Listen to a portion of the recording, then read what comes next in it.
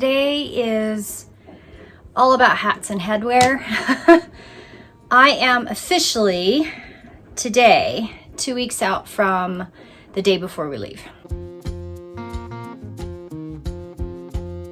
This is an old trunk that I got at, I don't know, Ross.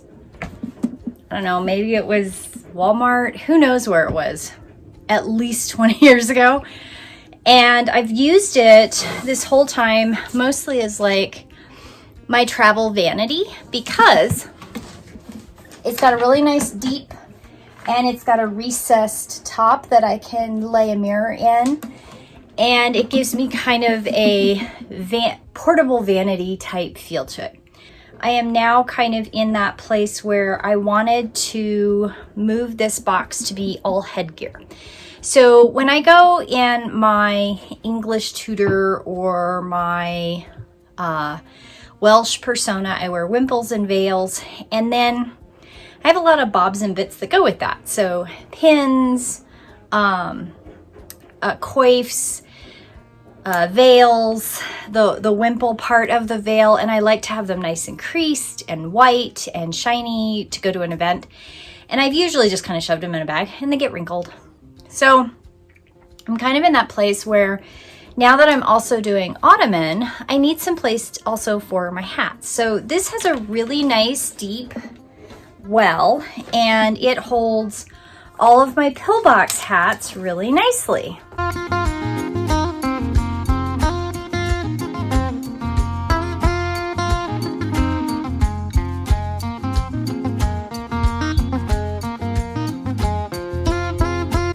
So this is the very first pillbox hat I made, and if you look at it, it has kind of an angle to it. It's not a straight walled pillbox hat. And the more and more images that I was looking at for Ottoman hats, they all have that they seem to all have a very square look to them. The Persian ones seem to have more of an angle.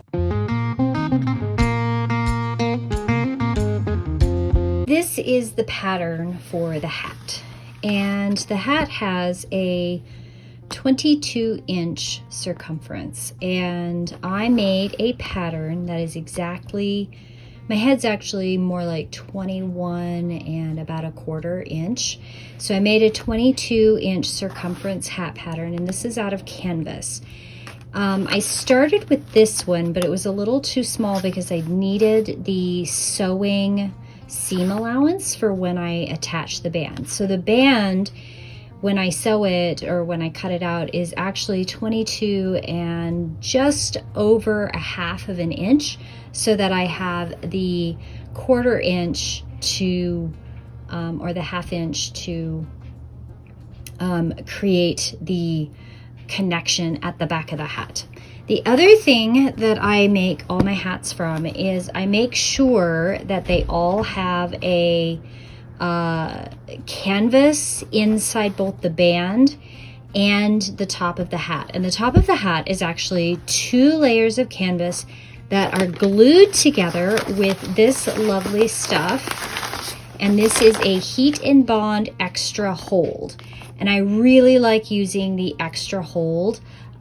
It glues it together, it makes it really sturdy. I can throw it in the box, have garments lay on top of it, and it doesn't squish the hat. So this is the way the hats are made. They have 2 layers of canvas in the top, and then there is 1 layer of canvas in the band along the edge, and they're all glued together with heat and bond before they are sewn together. This one is the next tallest. This is the green one, and this one sits a little lower, and I like this one better because it sits lower. My head, the top of my head is right here, and if you look at that, there's a little bit of a curve, but I have like a really tall forehead. As you can see, really tall forehead. I normally wear fringe, hair fringe. This one is quite a bit taller. When I put it on, I can't, like, my head's still quite a bit down there. So I may not wear the really tall one. I was kind of experimenting with height. Okay, so I've sewn all of the little bling pieces on the linen. I'm going to iron it down, and then I'm going to affix it to this hat. And I think the last step is I'm going to put the little beads that I have in here, I'm going to put on the ends here. I don't know if I'm going to do any other decoration. It's really tempting to put beads and other things on it, but I don't know if it needs it. So I'm going to wait and see how it looks. And so here we have the initial pinning.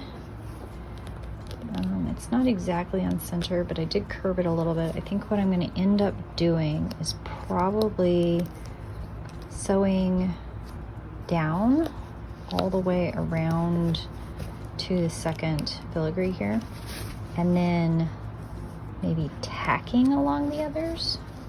I think it'll stay on with just that first part done, and then in theory the veil will slide up underneath that pretty easily and stay in place with just small pins. So that's what I'm going to try.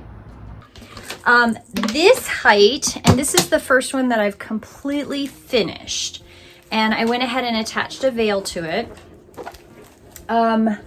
This one, what I did is I went ahead and I attached the headband, the decorative headband, to the hat. This part right here I need to steam again. I attached it here and then left it unsewn on the back so that I could tuck my veil in to give it that 3-point, because there's a lot of images that you can see the 3 points on the veil, and that's because it's a square veil folded in half, and then you have the 3 points that are out the back. As you can see on this one, I did little balls, I did the gold filigree. This is not 100% historically accurate, okay guys?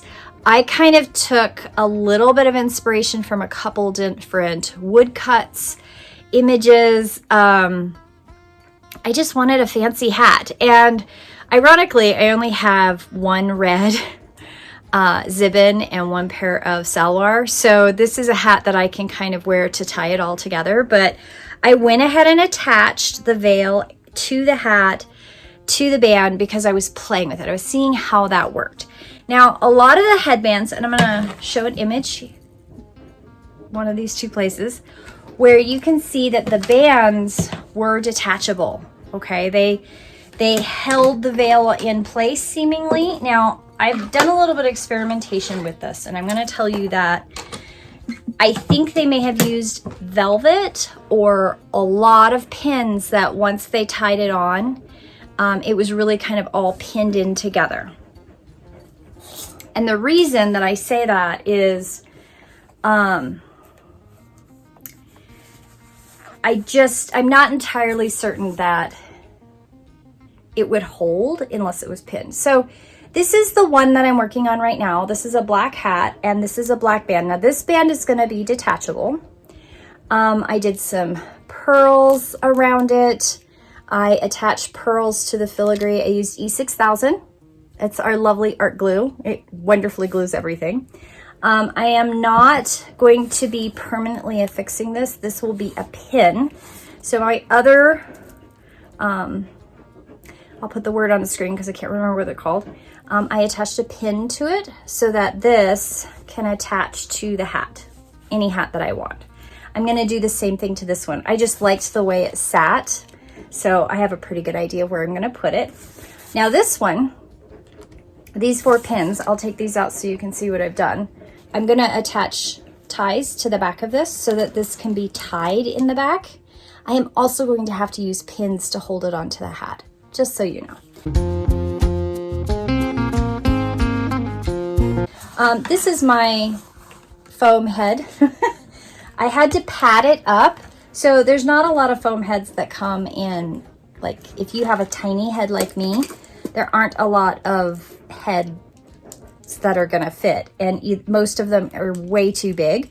So I found a smaller one that's kind of a decorative one, and I used this cotton, they're like reusable diaper inserts for babies' diapers.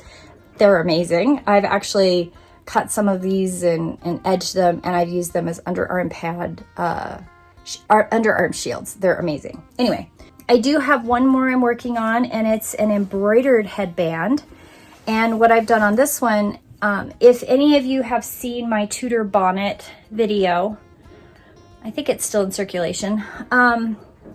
This is actually a piece of jade, green jade, that I have attached to this with embroidery.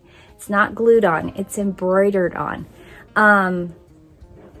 So I have a Tudor bonnet that's the centerpiece of the Tudor bonnet, and I'm doing the same thing for one of my Ottoman hat bands. So in total, I have a red hat, a black hat with a red band, and that's attached. And then this hat will have 2 bands that will detach and reattach, and I can move the decorations around. And then I have a green hat that either one of my hat bands will fit on. I actually really like, so I don't know if this is the way they did it, where they had a little bit of the hat at the bottom showing, but this is how I'm doing it. And I think that this one looks really good on the green one as well. So I'm going to be using both the green and the black for my base for my hat bands. I don't know if I'm going to take the really big black one. I still like my other green one, my green velvet one. I think that one's really nice. It's very comfortable. I've worn it several times. It's also just really tall compared to some of the other pillbox hats that I've seen. One of the things that I did do is I made a couple veils that are just the long rectangular, or they're not long rectangular, they're shorter squares, where I can lay them across the hat. And they have these, I decorated all the way around and I put beads on them. So that's very coverage. Coverage is a big deal for me because I'm so pale. I have a whole bunch of saris that I had gotten several years ago, and the end panel on all the saris was this beautiful decoration. I used to wear these all the time with my Welsh wimples. Now I have them in that I can wear them with my hats. They have that Indian, it's definitely modern. It's definitely a modern pattern, but I have them that I can wear with my hats. I also have these really beautiful, they're dupattas actually. They go with salwar kameez outfits. They're dupattas. They're really long. I absolutely love them. Like this is 2 meters long maybe. They have this beautiful pattern on the end. And I thought it would be really nice to have these to be able to wear and drape across. They're not like 100% accurate, but I thought with a pace, they would be really nice to have. Again, this is not 100% historically accurate. I'm just having fun with the veils that I have. This is one of my favorites. I am actually wearing my Tudor hood frontlet as the hat band for this Ottoman outfit, mostly because I had not finished the embroidered hat band that I intended to wear, but this was a pretty good solution.